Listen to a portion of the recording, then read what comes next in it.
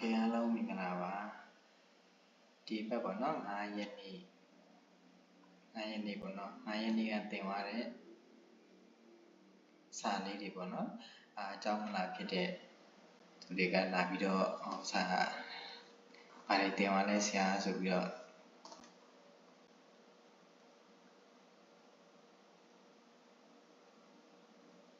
โอเคအားလုံးမင်္ဂလာပါဒီဘက်သင်သွားတဲ့စာလေးတွေကျွန်တော်ဗီဒီယိုဖိုင်လုပ်ပြီးတော့ပြန်ပို့ပေးမှာဖြစ်ပါတယ်ပေါ့နော်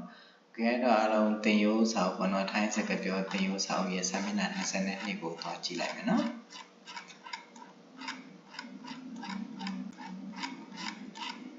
စာမျက်နှာ22โอเค22တချို့ကစာမျက်နှာ23မှာရှိတယ်เนาะခေါင်းစဉ်ကစကားဆက်အတုံးနှောင်းဆိုပြီးတော့ခေါင်းစဉ်တက်ထားပေးတယ်ပေါ့နော်โอเคအဲ့တော့ကျွန်တော်တို့သွားကြည့်မယ်เนาะသူမိခင်နဲ့သွားတယ်ကိုเขาไป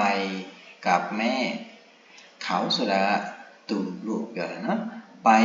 သွားတယ်กับဆိုတာကနဲ့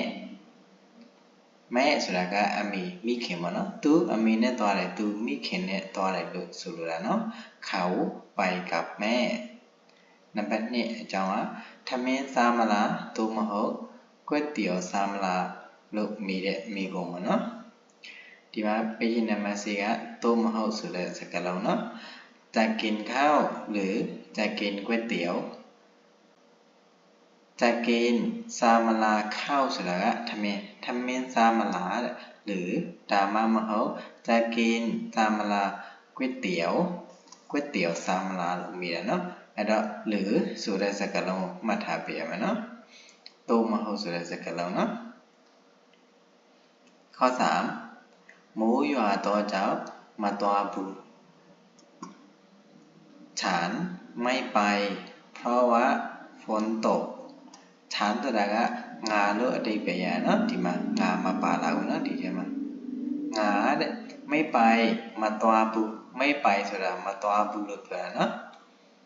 เพราะว่าတော့ကြောင့်ဒီမှာ message page နာเพราะว่าเนาะစကားဆက်เพราะว่าတော့ကြောင့်လို့အဓိပ္ပာယ်ရเนาะအတွက်ကြောင့်လို့လည်းအဓိပ္ပာယ်ကောက်လို့ရเนาะฝนตกမိုးရွာတော့ကြောင့်ငါမသွားဘူးမိုးရွာသည့်အတွက်ငါမသွားဘူးလို့ဆိုလိုတာနော်ခေါ်စီသွားချင်ပေမဲ့အချိန်မရှိဘူးอยากไปแต่ไม่มีเวลาอยากไปသွားချင်တယ်แต่ဒါပေမဲ့လို့အဓိပ္ပာယ်ထွက်တယ်နော်ဒါပေမဲ့อยากไปแต่ไม่มีเวลาไม่มีမရှိဘူးเวลาဆိုတာအချိန်ကိုပြောတာเนาะไม่มีเวลาအချိန်မရှိဘူးလို့ဆိုလိုတာเนาะข้อ5စာလားမစားဘူးလားကိုหิวหรือไม่หิวหรือไม่အဲ့မှာหรือစကားဆက်เนาะหิวဆိုတာကစားတယ်လို့ဆိုလိုတာเนาะไม่ကမစားဘူးဒါပေမဲ့ဒီစကားဆက်အသုံးနှုန်းလေးနဲ့သုံးလိုက်တဲ့အခါစကားပြောလေးကတူသွားတယ်ပေါ့နော်หิวเลยไม่စားလားမစားဘူးလားဥပမာသွားမလားမသွားဘူးလားကိုပြောချင်ไปหรือไม่จะไปหรือไม่จะกินหรือไม่စားမလားမစားဘူးလားအဲ့လိုမျိုးမေးလို့ရတယ်နော်ข้อ6เป็นပန်းလာတဲ့အခါဆိုရင်ငါနားတယ်เมื่อฉันเหนื่อยฉันก็พักเมื่อฉันเหนื่อยฉันก็พักเมื่อဆိုတာကအချိန်တစ်ခုပြောတာเนาะဒီမှာဆိုရင်ねฉันဆိုတာငါပေါ့เนาะเหนื่อยကပင်ပန်းလာတဲ့အခါဆိုရင်ねเนาะฉันငါก็ငါလည်းပဲပေါ့เนาะพักနားတယ်ငါပင်ပန်းတဲ့အချိန်ငါပင်ပန်းနေဆိုရင်ငါနားတယ်ဒီလိုမျိုးပြောတာเนาะ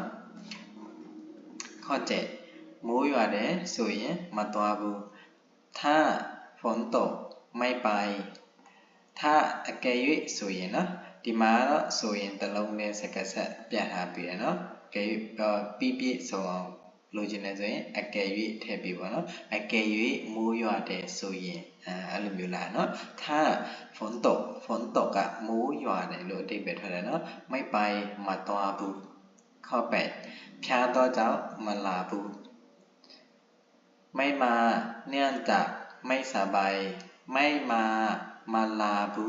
เนื่องจากตัวเจ้าไม่สบายนี่มากองนะเนาะนี่มากองตัวเจ้ามาลาบูဖျားตัวเจ้ามาลาบูလို့အဓိပ္ပာယ်ထွက်နော်ဒီเนื่องจากကပမာသုံးလို့ဆိုလို့ရှိရင်ကျွန်တော်တို့အလုပ်တွေမှာခွင့်တိုင်တဲ့ခါကြလို့ရှိရင်เนื่องจากရဲ့အနောက်မှာထည့်ပြီးတော့ကိုဖြစ်ပြနေတဲ့အရာကိုထည့်ပြီးတော့ခွင့်တိုင်ရတာရှိတယ်နော်ဥပမာကိစ္စရှိလို့အလုံးမလာဘူးဆိုလို့ရှိရင်ไม่มาเนื่องจากมีธุระနော်ကိစ္စရှိလို့မလာဘူးဆိုတဲ့အဓိပ္ပာယ်ထားတယ်နော်เนื่องจากข้อ9အလုံးမသွားခင်ထမင်းစားတယ်ฉันกินข้าวก่อนไปทำงานฉันงาเพราะเนาะဒီမှာမြန်မာအဓိပ္ပာယ်မှာငါမပါလာဘူးเนาะฉันงากินข้าวထမင်းစားတယ်ထမင်းစားတယ်ก่อนအရင်ကိုပြောတာเนาะအရင်ဒါမှกินข้าวก่อนဆိုတော့ก่อนไปทำงานไปသွားတယ်ทำงานအလုပ်ပေါ့เนาะအလုပ်သွားလုပ်မလုပ်ခင်ပေါ့เนาะအလုပ်မသွားခင်ထမင်းစားတယ်လို့အဓိပ္ပာယ်ထွက်တယ်เนาะก่อนนะအရင်ပေါ့เนาะก่อนไปမသွားခင်ก่อนนอนဆိုရင်မအိပ်ခင်ဟုတ်ပြီเนาะก่อนดูမကြည့်ခင်အဲ့ဒီလိုအဓိပ္ပာယ်ထွက်တယ်เนาะโอเคအဲ့တော့အစားအဆုံးနောက်တစ်ခေါက်ပြန်ဖတ်ကြည့်မယ်เนาะเขาไปกับแม่เขาไปกับแม่จะกินข้าวหรือจะกินก๋วยเตี๋ยวจะกินข้าวหรือจะกินก๋วยเตี๋ยวฉันไม่ไปเพราะว่าฝนตกฉันไม่ไปเพราะว่าฝนตกอยากไปแต่ไม่มีเวลาอยากไปแต่ไม่มีเวลาหิวหรือไม่เมื่อฉันเหนื่อยฉันก็พักเมื่อฉันเหนื่อยฉันก็พักถ้า